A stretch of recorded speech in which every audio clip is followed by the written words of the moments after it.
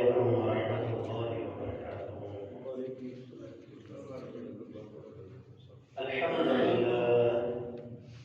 الحمد لله نحمده ونستعينه ونستغفره ونعوذ بالله من شرور أنفسنا ومن سيئات أعمالنا، من يهده الله فلا مضل له ومن يضلله فلا هادي له، أشهد أن لا إله إلا الله وحده لا شريك له، وأشهد أن محمدا عبده ورسوله، اللهم صل على محمد وعلى آل محمد كما صليت على إبراهيم وعلى آل إبراهيم إنك حميد مجيد، اللهم بارك على محمد وعلى آل محمد كما باركت على إبراهيم وعلى آل إبراهيم إنك حميد مجيد. أما بعد فإن أحسن الحديث كتاب الله، وخير الهدي هدي محمد صلى الله عليه وسلم، وشر الأمور محدثاتها، وكل محدثة بدعة، وكل بدعة ضلالة، وكل ضلالة في النار. قال الله تبارك وتعالى في القرآن المجيد والفرقان الحميد: يا أيها الذين آمنوا اتقوا الله حق تقاته ولا تموتن إلا وأنتم مسلمون. يا أيها الناس اتقوا ربكم الذي خلقكم من نفس واحدة، وخلق منها زوجها، وبث منهما رجالا كثيرا ونساء، واتقوا الله الذي تساءلون به والأرحام، إن الله كان عليكم رقيبا. يا أيها الذين آمنوا اتقوا الله وقولوا قولا سديدا يصلح لكم أعمالكم ويغفر لكم ذنوبكم، ومن يطع الله ورسوله فقد فاز فوزا عظيما. قال الله تبارك وتعالى في القرآن المجيد والفرقان الحميد: يا أيها الذين آمنوا ادخلوا في السلم كافة، ولا تتبعوا خطوات الشيطان، إنه لكم عدو مبين. تمام قسم کی تعریفات کبریائی و بڑھائی اللہ جل شانہ کے لیے خاص ہے۔ اللہ تعالیٰ کی پاکیزہ و بابرکت حمد و ثنا کے بعد انگنت لاتعداد درود و سلام ہوں امام المرسلین سید الاولین والآخرین، رحمت للعالمین، شفیع المذنبین، جناب محمد رسول اللہ صلی اللہ علیہ وسلم کی ذات اقدس اطہر والا پر برادران اسلام، بزرگ دوستوں، پردہ نشین ماؤں بہن بیٹیوں، خطبہ مسنونہ میں جو آیت مبارکہ تلاوت کی گئی ہے، اس آیت مبارکہ میں اللہ تبارک و تعالیٰ نے اہل ایمان کو اسلام میں پورے کا پورا داخل ہونے کا حکم دیا ہے، اور شیطان کی پیروی کرنے سے روکا ہے، کیونکہ شیطان انسان کے لیے ازل سے اس کا دشمن ہے۔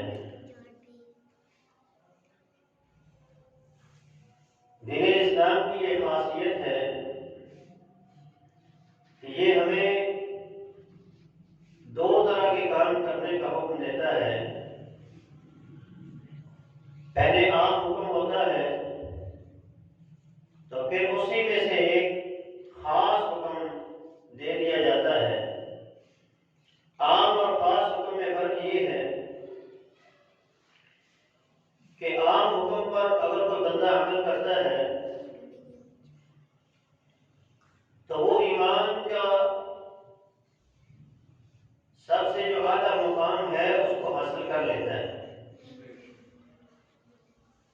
لیکن جو خاص حکم ہوتا ہے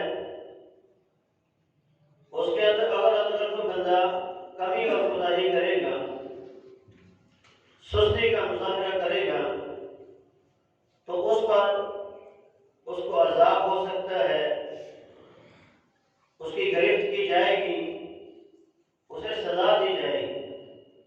لیکن عام حکم کے اندر یہ کمی موجود ہے کہ اگر اس کے اندر کسی قسم کی کوئی سستی ہو جاتی ہے تو اس کے اوپر اس سے پوچھا نہیں جائے گا کہ تم نے یہ سستی کیوں کی۔ مثال کے ساتھ بات کو سمجھیں اور پھر ہم آگے بات کو سنائیں گے۔ اللہ تبارک و تعالیٰ نے قرآن مجید میں یا اپنی یاد میں ہمیں ڈوبے رہنے کا حکم دیا ہے اور فرمایا مجھے کثرت کے ساتھ یاد کرو۔ یا ایھا الذین آمنوا اذکروا اللہ ذکرا کثیرا، اے ایمان والو مجھے کثرت سے یاد کرو۔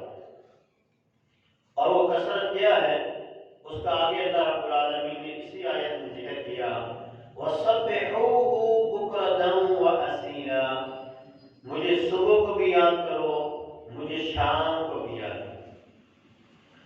اور ایک اور مقام پہ رب تعالیٰ نے ارشاد فرمایا، فَاذْكُرُوا اللَّهَ قِيَامًا وَقُعُودًا وَعَلَى جُنُوبِكُمْ، کھڑے ہو تب بھی مجھے یاد کرو، بیٹھے ہو تب بھی مجھے یاد کرو، اور لیٹے ہو تب بھی مجھے یاد کرو۔ اور تیسرے مقام پر رب تعالیٰ نے فرمایا، وَاذْكُرُوا اللَّهَ كَثِيرًا لَعَلَّكُمْ تُفْلِحُونَ، مجھے کثرت سے یاد کرو، پھر ہوگا کیا کہ تم کامیاب اور کامران ہو جاؤ گے۔ تو اللہ رب العالمین کو ہر وقت یاد کرنا ہے، یہ کام بہت مشکل کام ہے کہ کوئی وقت ایسا نہ ہو کہ انسان اللہ کی یاد سے غافل۔ پھر اللہ رب العالمین نے اس عام حکم میں سے ایک خاص حکم ہمیں دیا، اقیم الصلاۃ لذکری، نماز میری یاد کے لیے پڑھو۔ اب یہ یاد ہر وقت نہیں ہے، بلکہ خاص اوقات ہیں اور ان خاص اوقات کے اندر ہی ان کو ادا کریں۔ اللہ تعالیٰ نے فرمایا، ان الصلاۃ کانت علی المؤمنین کتابا موقوتا، ہم نے نماز مومنوں پر مقررہ وقت کے اوپر فرض کی۔ اب اس مقررہ وقت سے کوئی بندہ لیٹ کرتا ہے اس پر بھی اس کی پکڑ ہو سکتی ہے۔ اگر وہ ان اوقات میں نماز نہیں پڑھتا پھر تو وہ بہت بڑا مجرم بن جاتا ہے۔ اب عام یاد کے اندر اگر انسان سے غفلت ہو جائے، اللہ اس سے پوچھے گا نہیں کہ کیوں تو میری یاد سے غافل کیوں ہوا، لیکن دن اور رات کے اندر جو 5 وقت نماز اللہ نے فرض کی ہے کہ دنیا کے تمام کاموں کو چھوڑ کر، دنیا کے تمام شہوات کی محبت کو چھوڑ کر، دنیا کے مال و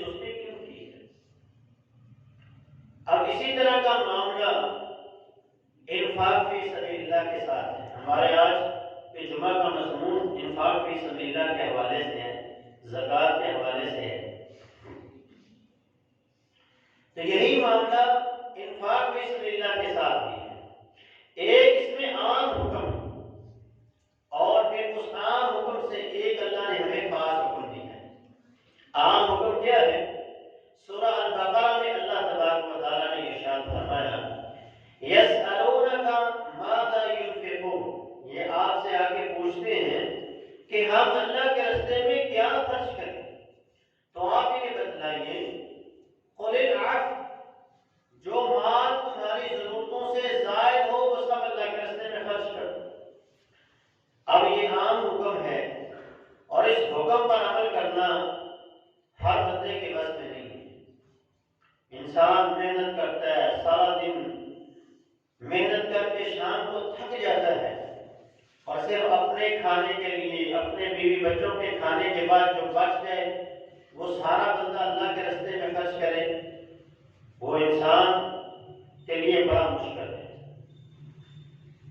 عمل کرنے والوں نے اس پہ بھی کیا ہے کہ انہوں نے اپنی ضرورتوں سے زائد جتنا مال تھا وہ سارا اللہ کے راستے میں خرچ کیا، حتیٰ کہ ایک سوئی تک انہوں نے اپنے گھر میں نہیں چھوڑی۔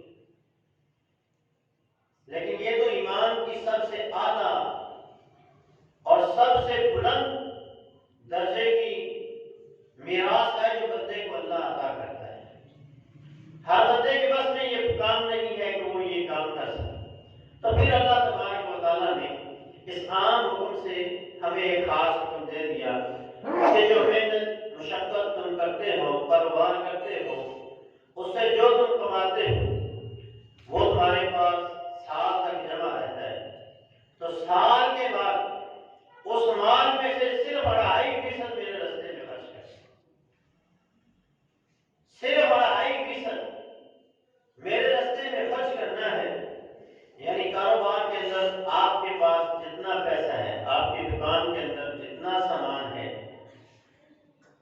آپ کی فیکٹری کے اندر جتنا سامان ہے، آپ کے بینک کے اندر، اکاؤنٹ کے اندر آپ کے پاس جتنا پیسہ ہے، اس تمام پیسے کے اوپر آپ کو زکوٰۃ دینا ہوگی۔ اسی طرح اگر آپ کے پاس سونا ہے اور وہ 7.5 تولے سے زائد 7.5 تولے بھی ہے تو پھر بھی اس کے اوپر زکوٰۃ شروع ہو جاتی ہے، اور اس کے اوپر جتنا ہے اس میں سے پھر اس کی کل اماؤنٹ لگا لی جائے گی اور اس میں سے 2.5% جو ہے وہ آپ کو ہر سال زکوٰۃ دینا ہوگا۔ اسی طرح کھیتی کے اوپر زکوٰۃ، زمین کے اوپر جو آپ کاشت کریں گے، زمین کے اوپر، کاشت والی زمین کے اوپر زکوٰۃ نہیں ہے، گھر کے اوپر زکوٰۃ نہیں ہے۔ آپ جو کھیتی کریں گے اس کھیتی سے گندم آپ نے کاٹی ہے تو گندم جتنی ہوگی، اگر اس کو آپ ٹیوب ویل کا پانی دیتے ہیں تو پھر 20 من کے اوپر 1 من عشر آپ کو دینا ہوگا۔ اور اگر برانی زمین ہے، وہاں نہری پانی کا نظام ہے یا صرف بارش کے پانی سے وہ فصل پکتی ہے، تو پھر اس پر 10 من کے اوپر 1 من زکوٰۃ یعنی جو عشر ہے وہ آپ کو دینا ہوگا۔ اسی طرح جانوروں پہ ہے، گائے، بکری، بھینس، اونٹ، اس طرح کی جتنی بھی جنس کی چیزیں ہیں، ان تمام کے اوپر زکوٰۃ آپ کو دینا ہوگی۔ ایسی زمینیں جو گھر کے علاوہ ہیں، لے کے رکھی ہوئی ہیں، ان کے اوپر بھی زکوٰۃ ہے۔ وہ زمینیں جو کرائے پہ دی ہوئی ہیں، ان کے کرائے پر زکوٰۃ ہے اگر 1 سال تک وہ کرایہ آپ کے پاس جمع رہتا ہے۔ اگر جمع نہیں رہتا، ساتھ ساتھ خرچ ہو جاتا ہے، تو پھر اس کے اوپر بھی زکوٰۃ نہیں ہے۔ گھریلو اشیاء کے اوپر زکوٰۃ نہیں ہے۔ اسی طرح آپ کے پاس جو سواری ہے، گاڑی ہے، موٹر سائیکل ہے، سائیکل ہے، اس کے اوپر بھی زکوٰۃ نہیں، یعنی جو آپ کی استعمال کی چیزیں ہیں ان کے اوپر زکوٰۃ نہیں ہوتی۔ فیکٹری کی جو مشینیں ہوتی ہیں ان کے اوپر بھی زکوٰۃ نہیں ہوتی، جو خام مال ہوتا ہے اس کے اوپر زکوٰۃ دینا پڑتی ہے۔ تو یہ زکوٰۃ اللہ رب العالمین نے اس مال میں سے صرف ہم سے 2.5% کا مطالبہ کیا ہے کہ یہ جب مال تمہارے پاس جمع ہو جائے 52.5 تولے چاندی کی مقدار کے قریب یا 7.5 تولے سونے کے قریب، تو پھر آپ کو اس کے اوپر زکوٰۃ دینا ہوگی۔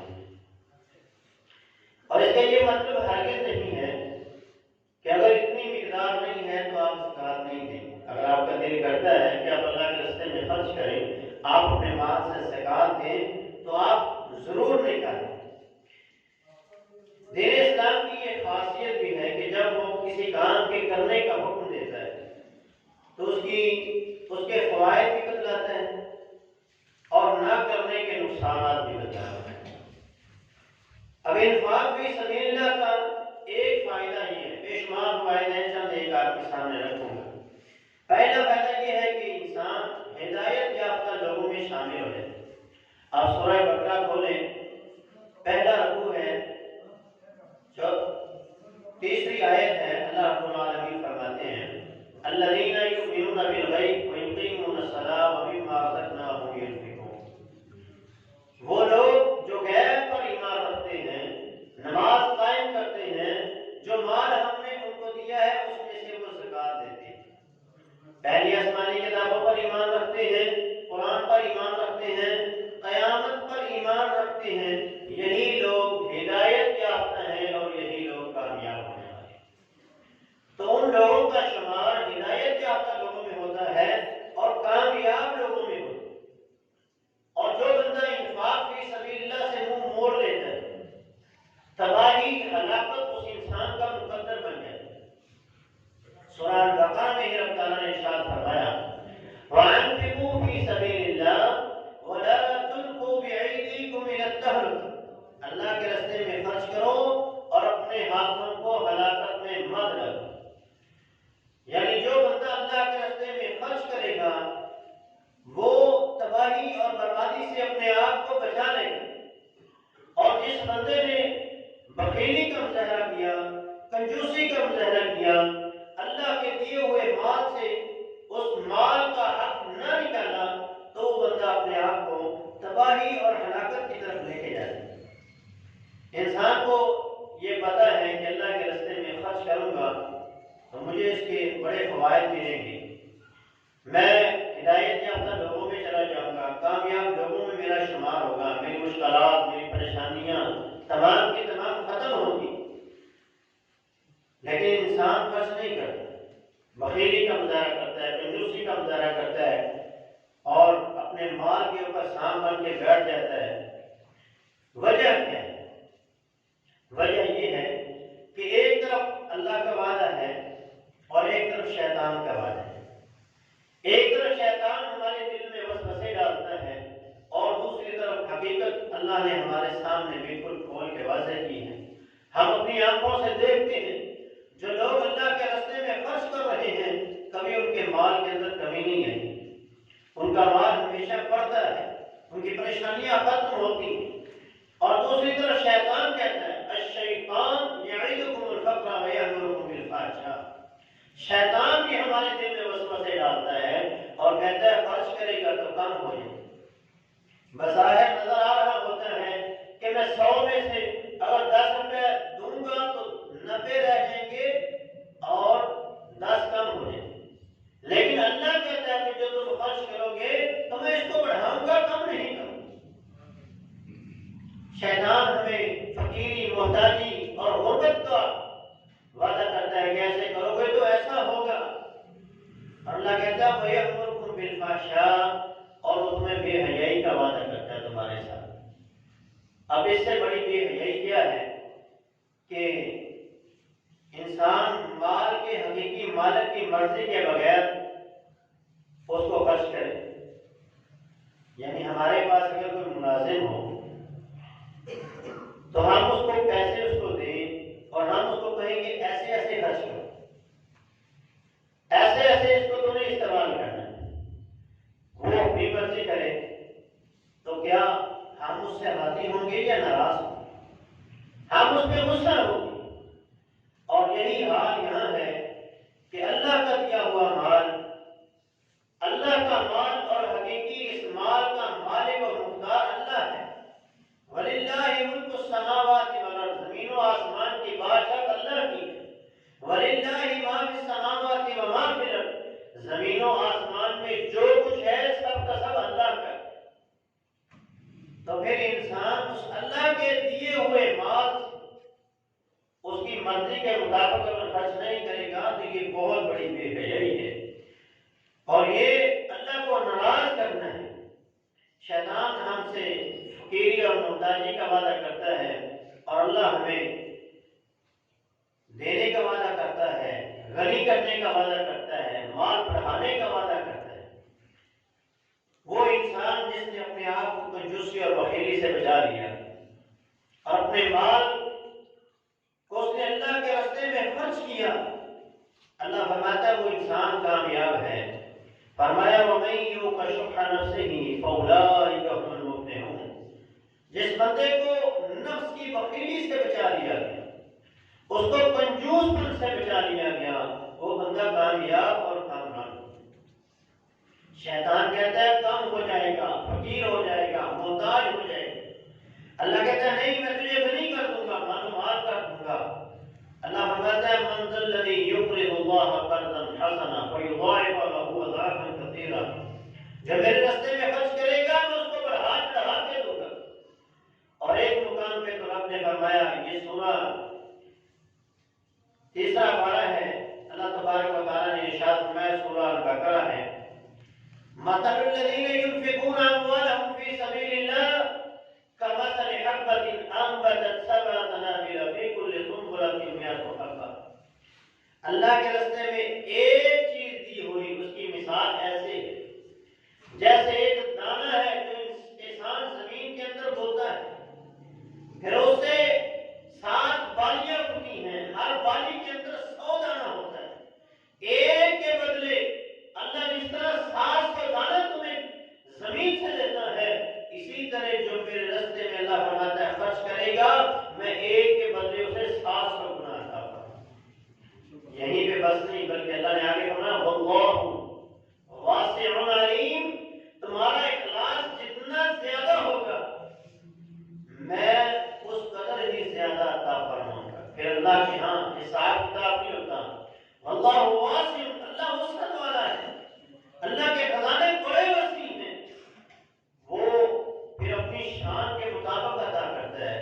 جب بندہ اس کی شان کے مطابق، اس کی عزت کے مطابق، دل کے خلوص کے ساتھ خرچ کرتا ہے تو پھر اللہ بھی اپنی شان کے مطابق ہی بندے کو عطا کرتا ہے۔ انفاق فی سبیل اللہ کا پہلا فائدہ یہ ہے کہ انسان کامیاب لوگوں میں شامل ہو جاتا ہے، ہدایت یافتہ لوگوں میں شامل ہو جاتا ہے، اس بندے کے مال کے اندر کبھی کمی نہیں آتی، اور وہ بندہ تمام دنیا کی پریشانیوں سے، مسائل سے، مشکلات سے اپنے آپ کو بچا لیتا ہے۔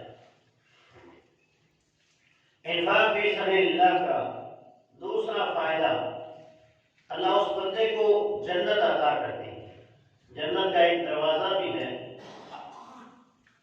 جس سے صدقات و خیرات کرنے والے گزریں گے، اللہ کے راستے میں خرچ کرنے والے گزریں گے۔ ابن حساسیہ رضی اللہ عنہ فرماتے ہیں میں رسول اللہ صلی اللہ علیہ وسلم کے پاس آیا تو اسلام قبول کیا تو رسول اللہ صلی اللہ علیہ وسلم نے میرے مجھ سے بیعت دی، اور اس بیعت میں اللہ کے رسول مجھے کہتے رہے یہ کام کرنا ہے، یہ نہیں کرنا، یہ کرنا ہے، یہ نہیں کرنا، میں سب کا اقرار کرتا رہا۔ جب باری آئی جہاد فی سبیل اللہ کی، اللہ کے راستے میں خرچ کرنے کی، تو میں نے اپنا ہاتھ کھینچ لیا کہ اللہ کے رسول نے میرے ہاتھ کو پکڑ لیا اور کہا اپنا ہاتھ کیوں کھینچ رہے ہو؟ فرمایا اللہ کے رسول یہ 2 کام میں نہیں کروں گا، نہ اللہ کے راستے میں خرچ کروں گا اور نہ ہی جہاد کروں گا۔ آپ نے فرمایا جہاد کیوں نہیں کرے گا؟ کہا لڑائی جھگڑا مجھے پسند نہیں ہے، قتل و غارت مجھے پسند نہیں ہے، اس لیے نہیں کروں گا۔ آپ نے فرمایا انفاق فی سبیل اللہ کیوں نہیں کرے گا؟ زکوٰۃ کیوں نہیں دے گا؟ کہا اللہ کے رسول میرے پاس صرف 10 اونٹ ہیں اور ان سے میں اپنے گھر والوں کا پیٹ پالتا ہوں، اگر اس سے دوں گا تو کم ہو جائیں گی اور میرے لیے مشکل پڑ جائے گی۔ ہمارا فقابہ رسول اللہ صلی اللہ علیہ وسلم ثم حرکا، فرمایا اللہ کے رسول نے پھر میرے ہاتھ کو زور سے پکڑ لیا اور ہلایا اور کہا ثم قال لا صدقۃ ولا جہاد فبما تدخل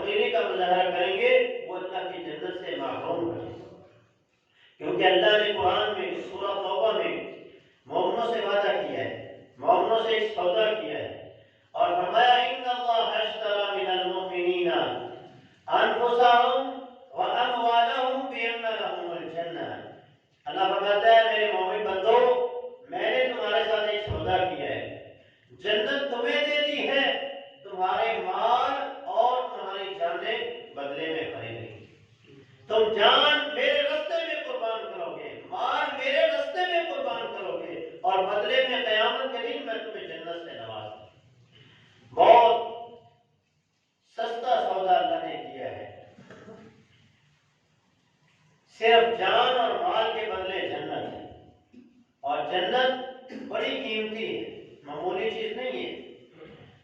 اللہ کے رسول نے فرمایا جنت کی ایک بارش جگہ دنیا وما فیہا، دنیا اور جو کچھ دنیا کے اندر ہے اس سے بہتر ہے۔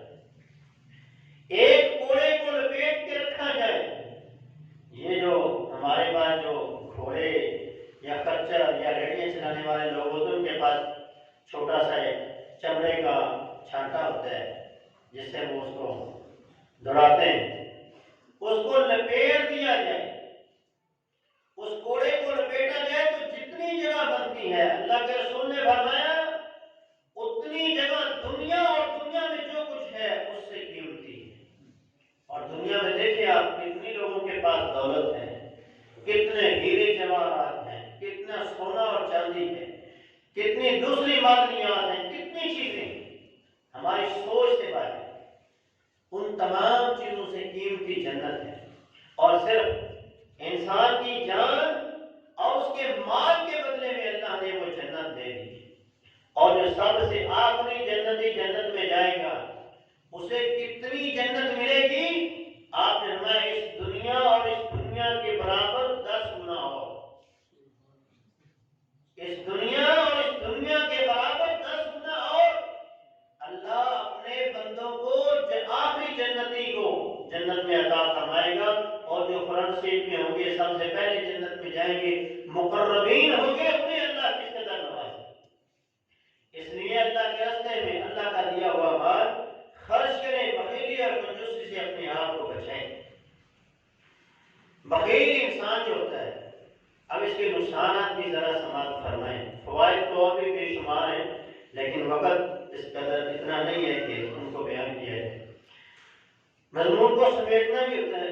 بخیلی کے نقصانات کیا ہیں، کنجوسی کے نقصانات کیا ہیں؟ جو مال اللہ نے دیا ہے اس کو اگر ہم خرچ نہیں کریں گے تو پھر کیا ہوگا؟ اس گھر کے اوپر، اس انسان کے اوپر، ان لوگوں کے اوپر پریشانیاں ڈیرا ڈال دیتے۔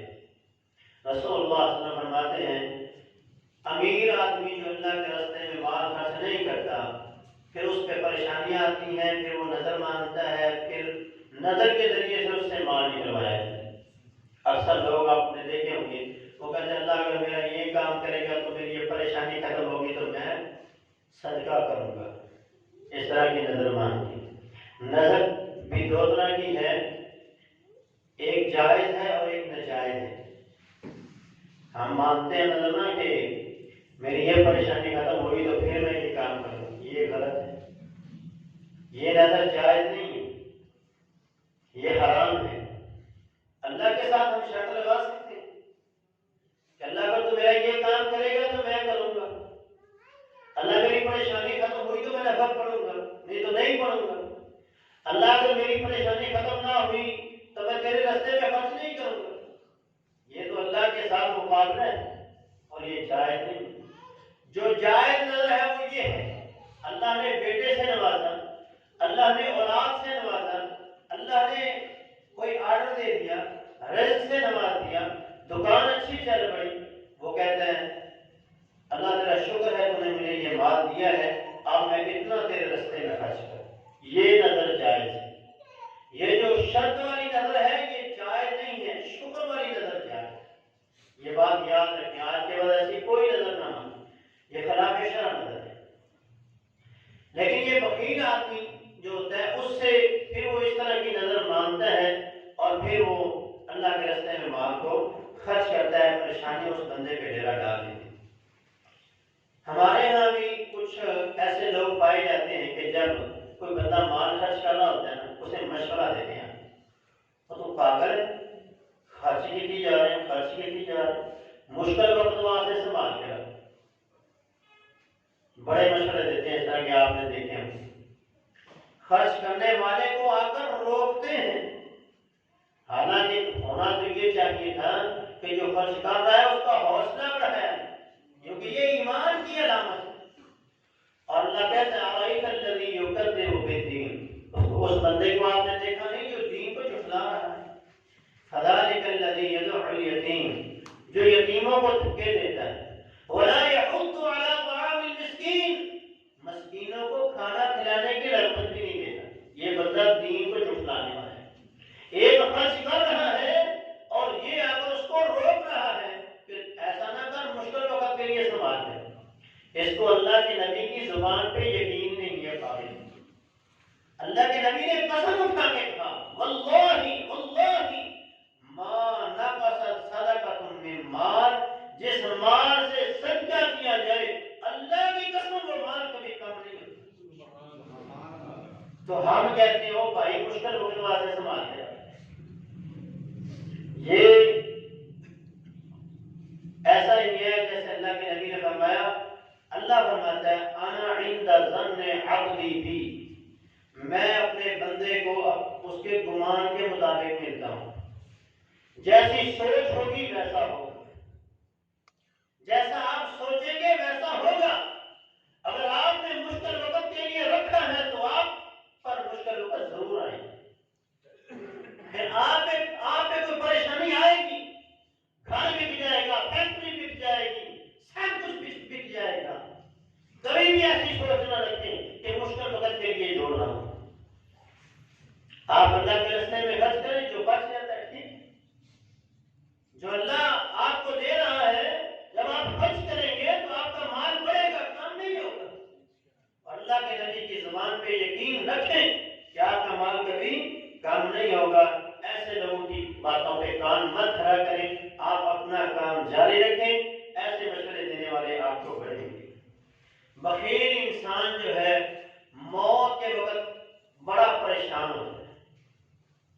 حضرت عبداللہ ابن عباس رضی اللہ تعالیٰ عنہ ایک دفعہ اپنے شاگردوں کو یا مسجد میں درس دے رہے تو کہہ رہے تھے کہ موت کے وقت کچھ لوگ یہ خواہش کریں گے کہ کاش کہ ہمیں مہلت مل جائے اور ہم کوئی نیکی کا کام کریں۔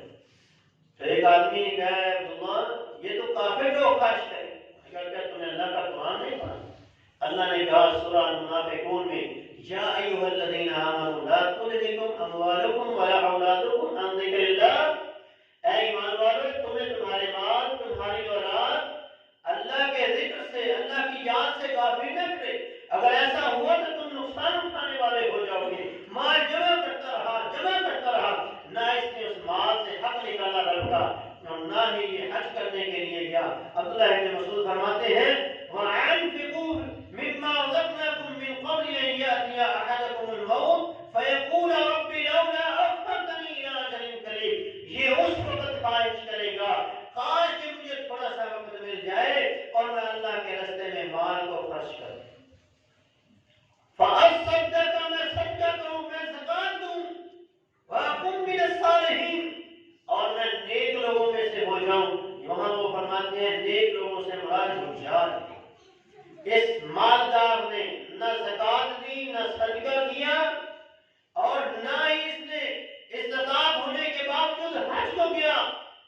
اب موت کے وقت یہ خواہش کرے گا، لیکن اللہ فرماتے ہیں وَلَن يُؤَخِّرَ اللَّهُ نَفْسًا إِذَا جَاءَ أَجَلُهَا، جو کرنا ہے اپنی زندگی میں کر لو، جب موت کا فرشتہ سامنے آ گیا پھر مہلت نہیں دی جائے گی، پھر مہلت نہیں ملے گی، پھر جتنا مرضی کرتا رہے، ایک دو منٹ کی مہلت مل جائے میں مال خرچ کر لوں۔ اس مال کو خرچ کرنا ہے تو اپنی زندگی میں خرچ کیجئے، نہیں تو وہ اولاد جس سے آپ بڑھاپے میں سگریٹ کی ڈبی لینے کے لیے آپ سے 100 روپیہ مانگتے ہیں تو وہ آپ کو 5 چکر لگواتا ہے پھر 100 روپیہ دیتے ہیں، کیا وہ آپ کے مرنے کے بعد آپ کے لیے مسجدیں بنوائے گا، مدرسے بنوائے گا؟ قطعاً ایسا نہیں۔ جو زندگی میں آپ کو 100 روپیہ دیتے وقت آپ کو 5 10 چکر لگواتا ہے، وہ مرنے کے بعد آپ کے لیے کیا خرچ کرے گا؟ کچھ نہیں خرچ کرے گا۔ آپ نے اپنی آخرت خود بنانی ہے۔ اب دوسروں کے سہاروں پہ مت رہیں، دوسروں کے کندھوں پر آپ مت سوار ہو، آپ اپنی جنت خود بنائیں، آپ اپنی آخرت خود سنواریں، آپ حلال کمائیں اور اس حلال مال سے اللہ کا حق ادا کرتے رہیں، نماز پڑھیں، روزے رکھیں، زکات دیں، جو کام اللہ نے آپ کے ذمہ لگائے ہیں آپ اپنی زندگی میں وہ کرتے رہیں۔ یہ جو ہمارے یہاں فکر ہے نا رات کو یہ جوڑ جاؤں، یہ کروں وہ کروں، اللہ نے ہر ایک کا رزق اس کے لیے لکھا ہوا ہے اور وہ اپنا رزق کھا کر ہی اس دنیا سے جائیں۔ آپ اپنی کوشش کرتے رہیں، جتنا آپ کا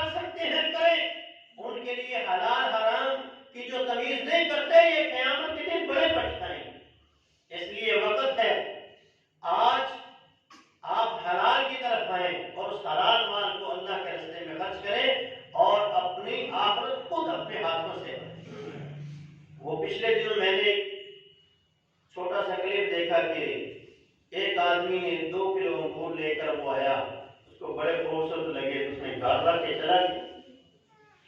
شام کو جب واپس آیا تو اس نے بیوی سے کہا کہ وہ انگور دو جو میں صبح دے کے گیا۔ اس نے کہا وہ تو بچے کھا گئے۔ وہ اٹھا اسی وقت محلے کے قاری صاحب کے پاس گیا اور کہا یہاں کوئی کسی جگہ پہ اگر کوئی مسجد بننی ہے، کوئی جگہ کسی کو ضرورت ہے تو مجھے بتائیں۔ وہ گیا، وہاں سے اس نے ایک مسجد کے لیے جگہ خریدی، بنیادیں رکھی، واپس گھر آ گیا اور ٹھیکیدار سے کہا کہ یہ جب تک تعمیر اس کی جاری و ساری ہے آپ نے پیسے مجھ سے آ کے لیتے رہے۔ گھر آیا، بیوی نے کہا کہاں چلے گئے تھے آپ، کھانا بھی آپ نے کھایا؟ اس نے کہا میں اپنا گھر بنانے کے لیے گیا۔ اس نے کہا گھر تو آپ کا ہے، کون سے گھر کی بات کر رہے ہیں؟ فرمایا جو بچے میرے لیے یہ 2 کلو انگور میں سے چند انگور کے دانے انہوں نے نہیں رکھے، وہ میرے مرنے کے بعد میرے لیے کیا کریں؟ آج میں نے اپنی آخرت میں، اپنی جنت میں اپنے لیے گھر بنائے کہ من بنا للہ مسجدا بنى اللہ لہ بیتا فی الجنہ۔ تو آپ نے اپنا گھر جنت میں خود ہی بنانا ہے، اپنی محنت آپ نے خود کرنی ہے۔ ہاں ساتھ یہ کام ضرور کریں، اپنی اولاد کی اچھی تربیت کریں، انہیں حلال اور حرام کی تمیز سکھائیں، انہیں دین کی طرف راغب کر کے جائیں۔ جتنی نیکیاں وہ کرتے رہیں گے آپ کے نامہ اعمال کے اندر ان کا اجر و ثواب جاری و ساری ہے، وہ کبھی کمی نہیں ہوگی، نہ ان کے اجر و ثواب میں نہ آپ کے اجر و ثواب۔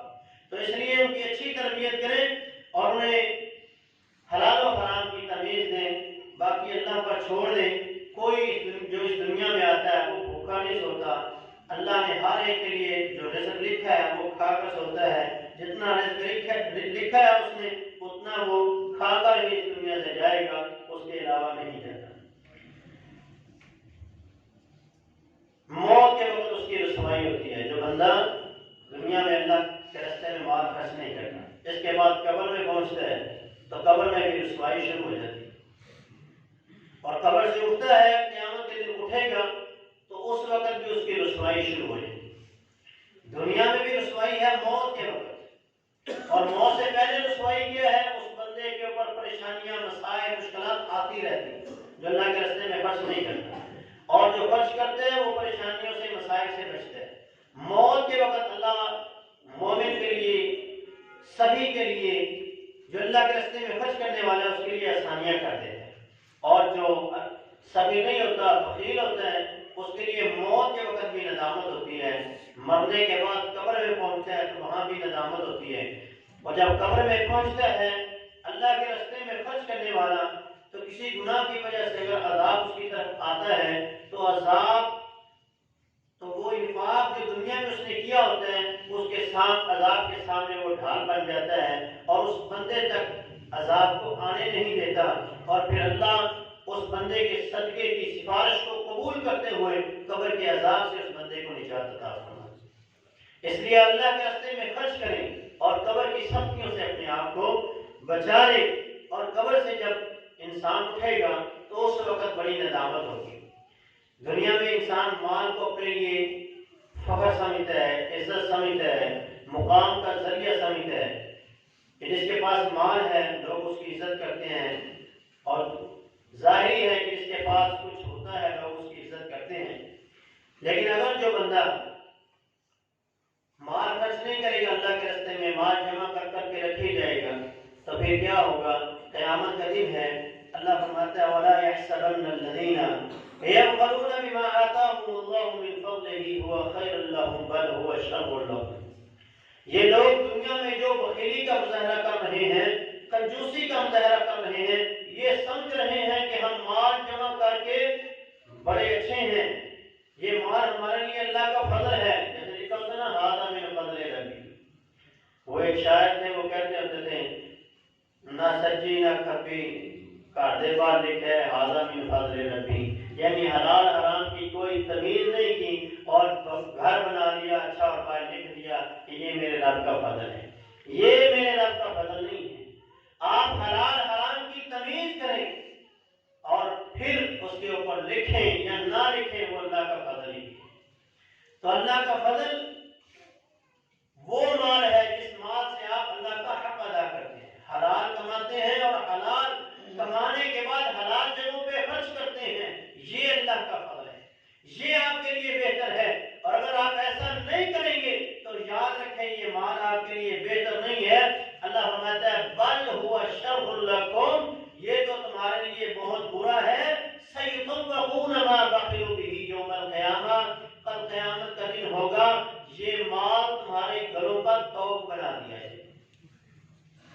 جس مال سے اللہ کا حق ادا نہ کیا تو قیامت کے دن قبروں سے اٹھتے ہی اس کے گلے میں طوق بنا کے ڈال دیا جائے گا۔ اگر وہ مال اس نے نجائز قبضوں کے ذریعے حاصل کیا ہوا ہے، غریبوں کی زمینوں کو ہتھیایا ہوا ہے، تو وہ زمینیں، اگر وہ زمین ایک بلشت کے برابر بھی ہے تو 7 زمینوں کی مٹی لے کر اس کے گلے کا طوق بنا دیا جائے گا اور اس کو کہا جائے گا لے جا جہاں اس کو لے جانا چاہتا ہے۔ مال جس طرح کا ہوگا اسی طرح کا اس کی گردن پہ بوجھ ہوگا۔ رسول اللہ صلی اللہ علیہ وسلم نے فرمایا آج سن لو، قیامت کے دن میں اس بندے کے کام آنے والا نہیں ہوں کہ اس نے اپنے کاندھوں پر بکریوں کو لادا ہو، اس نے اپنے کاندھوں پر اونٹ کو لادا ہو، اس نے اپنے کاندھوں پر گائے کو لادا ہو۔ اس طرح وہ ان کو لاد کر آئے، کپڑوں کو لاد کر آئے، روپے پیسے کو لاد کر آئے، اور پھر وہ مجھے آواز دیا کہ یا رسول اللہ، اللہ کے رسول آج میری مدد کیجیے، تو یاد رکھ لو قیامت کے دن میں اس کی کوئی مدد نہیں کرتا۔ تو جو مال اللہ نے دیا ہے وہ حلال طریقے سے کمائیں، جو آپ کے نصیب میں لکھا ہے وہ آپ حلال طریقے سے بھی اتنا ہی کمائیں گے اور حرام طریقے سے بھی اتنا ہی کمائیں گے۔ تو آپ حلال کو اختیار کریں، اور جو مال اللہ نے آپ کو دیا ہے پھر اس کو حلال جگہوں پہ خرچ کریں، حلال طریقے سے اس کا جو حق ہے وہ نکال لیں۔ ایک تو یہ توق بنایا جائے گا، دوسرا توق رسول اللہ صلی اللہ علیہ وسلم نے فرمایا جو اس کا مال ہوگا اس کو 2 سانپوں کی شکل میں، اس کو ایک سانپ کی شکل میں ڈھال دیا جائے گا، وہ سانپ بن جائے گا اور اس کے 2 منہ ہوں گے اور ہر منہ سے 2 اس کی زبانیں ہوں گی اور وہ اس کو ڈسے گا۔ گنجے 2 سانپ اس کے گلے میں لپیٹ دیے جائیں گے اور وہ اس کو ڈسیں گے اور کہیں گے انا کنزک انا مالک، ہم تیرا مال ہے اور ہم تیرا خزانہ ہے۔ کنز ہے جو مال دنیا میں انسان جمع کرتا ہے، اس سے اگر زکوٰۃ نہیں نکالتا تو وہ کنز ہے، اور یہ کنز کیا ہوا مال قیامت کے دن اس کی گردن میں سانپ کی شکل میں ہوگا اور اس کو ڈسے گا، اور یہ 50,000 سال کا دن اسی طرح ہی وہ اس کو ڈستا رہے گا اور اس ذلت کے سامنے وہ لوگوں کے سامنے سے گزرتا ہوا چلا جائے گا۔ میدان محشر میں ایک اور اس کی ذلت ہوگی۔ قرآن کہتا ہے یوم یحمى علیہا فی نار جہنم فتقوی بہا جباہہم وجنوبہم وظہورہم ھذا ما کنزتم لانفسکم۔ ان کے مال کو جہنم کی آگ کے اندر تپایا جائے گا، ان کے مال کو، ان کی دولت کو جہنم کی آگ کے اندر تپایا جائے گا، مہر بنا دی جائے گی، فتقوی بہا جباہہم، ان کی پیشانیوں کو داغا جائے گا، ان کے پہلوؤں کو داغا جائے گا، ان کی پشتوں کو داغا جائے گا۔ سیدنا عبداللہ ابن مسعود اس آیت کی تفسیر بیان کرتے ہوئے فرماتے ہیں کہ قیامت کے دن اس کے سارے مال کو ایک اتنی بڑی پلیٹ کے اندر ڈال دیا جائے گا کہ ایک سکہ دوسرے سکے کے اوپر نہیں ہوگا، ساتھ اس طرح جوڑے جائیں گے، اور اس پلیٹ کے اندر جوڑ کر پھر اس مال کو گرم کیا جائے گا، پھر اس کی پیشانی، پہلو اور پشت کو داغا جائے گا۔ تو اس بندے نے پوچھا پیشانی، پشت اور پہلو کو کیوں داغا جائے گا؟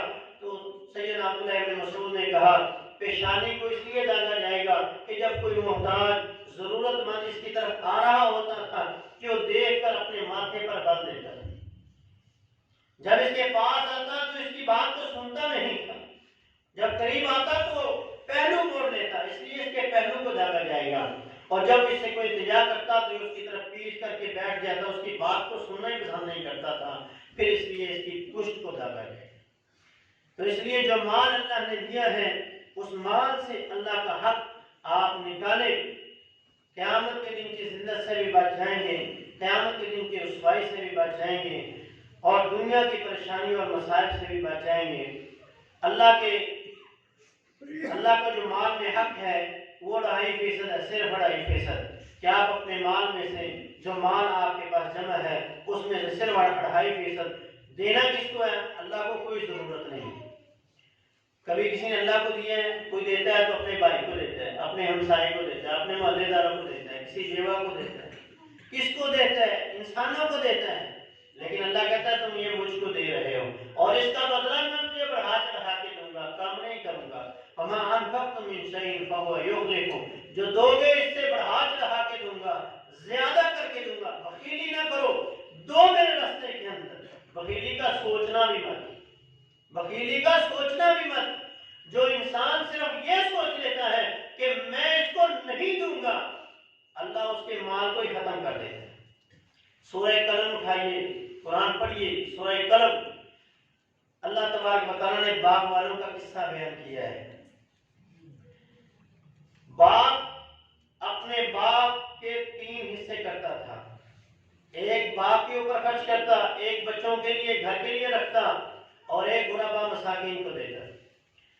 باپ فوت ہو گیا، بچے بڑے سیانے تھے، انہوں نے کہا باپ تو ہمارا بیوقوف تھا، ساری دولت ہی لٹا گیا۔ جس طرح آج کل کہتے ہیں، پیچھے میں نے سمجھایا تھا کہ بندہ خرچ کر رہا ہوتا ہے، لوگ اس کو کچھ مشورہ دیتے ہیں، برے وقت کے لیے سنبھال کے رکھو، مشکل وقت بھی آ سکتا ہے، پریشانی بھی آ سکتی ہے۔ تو انہوں نے کہا ہمارا باپ تو بیوقوف تھا، سارا ہی خرچ کر گیا، کچھ نہیں جوڑا۔ ہم کیا کریں گے؟ ہم صبح صبح جائیں گے، باغ کا سارا پھل اتاریں گے اور بیچ دیں گے منڈی میں جا کے۔ تو ایک ان میں سے اللہ والا تھا، اس نے ان کو سمجھایا کہ ایسا کام نہ کرو، ایسا کرو گے تو محروم ہو جاؤ۔ اگر کچھ نہیں ہوتا تم مولوی نہیں کرنا کی رکھنا چاہیے۔ اللہ نے فرمایا وہ صبح صبح نکلے، ابھی وہ سوئے ہوئے تھے، پاس بہت کا سریم رب کی طرف سے عذاب آ گیا اور پورا باغ ہی جل گیا، پورا باغ جل گیا۔ اب وہ صبح صبح نکلے، اللہ یدخلن الیوم علیکم مسکین، کوئی مسکین نہ آ جائے، چپکے چپکے ایسا ایسا پاؤں رکھ کے جا رہے ہیں، گلی سے گزر رہے ہیں۔ باغ کے پاس جب پہنچے تو وہاں کچھ بھی نہیں تھا۔ ایک کہتا ہے لگتا ہے ہم رستہ بھول گئے، دوسرا کہتا ہے رستہ نہیں بھول گئے بل نحن محرومون، اللہ نے تو ہمیں محروم کر دیا، یہ ہم سے چھین لیا گیا ہے، اب استغفار کرو، اب توبہ کرو اللہ کے حضور۔ تو یہ کبھی بھی نہ سوچیں کہ میں نے اس کو نہیں دینا، اس کو بھی نہیں دینا۔ اپنے دل میں یہ آرزو رکھیں کہ اللہ مجھے دیتا جائے، میں اللہ کے بندوں کا خرچ کرتا جائے، کبھی کمی نہیں کروں گا۔ جو اللہ نے مجھے دینا ہے وہ ان کا حق ہے، میں ان کو دیتا جاؤں۔ تو اپنے مال میں سے آپ نے 2.5% لازمی نکالنا ہے، اگر زیادہ نکالیں گے تو یہ آپ کے لیے بہتر ہے۔ تو 2.5% کن کو دینا ہے؟ وہ 8 مصارف اللہ نے قرآن میں بیان کیے ہیں، فقراء ہیں۔ فقراء اس بندے کو کہتے ہیں جو کنگال ہیں، تنگ دست ہیں، ان کے پاس کچھ نہیں۔ مساکین وہ لوگ ہیں جن کی آمدن کم ہے اور اخراجات زیادہ ہیں۔ مثال کے ایک بندے کی 20-25 ہزار تنخواہ ہے، اب اس نے گھر کا کرایہ دینا ہے، بجلی کے بل دینے ہیں، گیس کے بل دینے ہیں، گھر کا راشن ڈالنا ہے، اسکول کے بچوں کے فیسیں دینی، تو اتنے میں وہ اپنے گھر کا سرکٹ نہیں چلا سکتا، تو ایسے بندے کو زکوٰۃ دی جا سکتی ہے۔ عاملین، جو اسلامی حکومت جب ہوتی ہے تو جو لوگ زکوٰۃ اکٹھی کرتے ہیں وہ عاملین ہوتے ہیں، ان کو اسی مال میں سے تنخواہ نہیں دی جا سکتی۔ مؤلفۃ القلوب، ایسے لوگ جنہیں آپ سمجھتے ہیں کہ یہ اسلام قبول کر لیں گے، میری بات کو سن رہے ہیں، تو ان کے اوپر بھی آپ خرچ کر سکتے ہیں۔ یا ایسے لوگ جو اسلام میں داخل ہو چکے ہیں، ان کا دل رکھنے کے لیے، ان کا دل مضبوط کرنے کے لیے ان پہ خرچ کرنا۔ اسی طرح جو لوگ قیدی ہیں، آج کے دور میں قیدیوں والا سسٹم تو نہیں ہے، لیکن جو قرض کے اندر ڈوبے ہوئے لوگ ہیں وہ بھی ایک حساب سے قیدی ہوتے ہیں، تو آپ ان کے قرض کو اتاریں۔ قرض دار بھی اس کے اندر آتا ہے، قیدی یا جو بندے جیلوں میں پھنسے ہوئے ہیں، جن کے پاس یعنی نجائز جو پھنس چکے ہیں، ان کو آپ آزاد کروا سکتے ہیں۔ فی سبیل اللہ، جو نیکی کے جتنے بھی کام ہیں ان کے اندر آپ انہیں خرچ کر سکتے ہیں زکوٰۃ کو۔ مسافر، چاہے وہ امیر ہی کیوں نہ ہو، لیکن اگر اس کے پاس ذات راہ ختم ہو چکا ہے تو اس کو بھی زکوٰۃ دی جا سکتی ہے۔ تو مال خرچ کرتے ہوئے ریاکاری سے اپنے آپ کو بچانا ہے، جس پہ خرچ کرنا ہے اس پہ کبھی زندگی میں احسان نہیں کرنا کہ میں نے تیرے ساتھ یہ کیا ہے۔ جب آپ یہ کہہ دیں گے میرے ساتھ تیرے ساتھ یہ کیا، آپ کا دیا ہوا مال کا اجر ضائع ہو۔ کبھی بھی آپ نے اپنے کسی بھی بھائی کو جو جس پر آپ احسان کرتے ہیں اس کو آپ نے کبھی نہیں کہنا کہ میں نے تیرے اوپر یہ احسان کیا تو نمک حرام نہیں ہے، اس طرح کی بات نہ کریں، بلکہ اپنے اللہ کے سامنے اپنے ہاتھوں کو بلائیں کہ اللہ میں تو لوگوں کے ساتھ بھلائی کرتا ہوں، یہ میرے ساتھ برائی کیوں کرتے ہیں، تو ان کے دلوں میں میرے لیے محبت پیدا کرنا۔ اچھا مال اللہ کے راستے میں خرچ کرنا ہے۔ ردی اور نکما مال اللہ کے راستے میں خرچ نہیں کرنا. چھپا کر آپ نے مال کو دینا ہے، چھپا کر صدقہ کرنا ہے، یہ بھی آپ کے لیے بہتر ہے. فرضی صدقے کے علاوہ بھی آپ اللہ کے راستے میں خرچ کر سکتے ہیں، اور اس کی زیادہ سے زیادہ مقدار یہ ہے کہ آپ اپنے مال کا 1/3 حصہ اللہ کے راستے میں خرچ کر سکتے ہیں. سارا مال، آدھا مال آپ اللہ کے راستے میں خرچ نہیں کر سکتے. آپ جو مال اللہ نے دیا ہے، اگر اس میں سے آپ اپنی زندگی میں کچھ خرچ کرنا چاہتے ہیں یا اس مال سے آپ کوئی وصیت کرنا چاہتے ہیں، تو اس مال میں سے صرف 1/3 حصہ جو ہے، مال کے کل 3 حصے کیے جائیں گے، اس میں سے 1 حصہ آپ اللہ کے راستے میں خرچ کر سکتے ہیں، زیادہ آپ نہیں کر سکتے. اللہ کے نبی صلی اللہ علیہ وسلم نے اس چیز سے منع فرمایا. یہ ہے آج کے ہمارے خطبہ جمعہ میں بیان کیا جانے والا مضمون. اللہ تبارک و تعالیٰ ہمیں اپنے راستے میں خرچ کرنے والے لوگوں میں شامل فرمائے. جو مال اللہ نے دیا ہے اس مال سے اللہ ہمیں حق ادا کرنے کی توفیق عطا فرمائے. اقول قولی ھذا استغفر اللہ لی و لکم.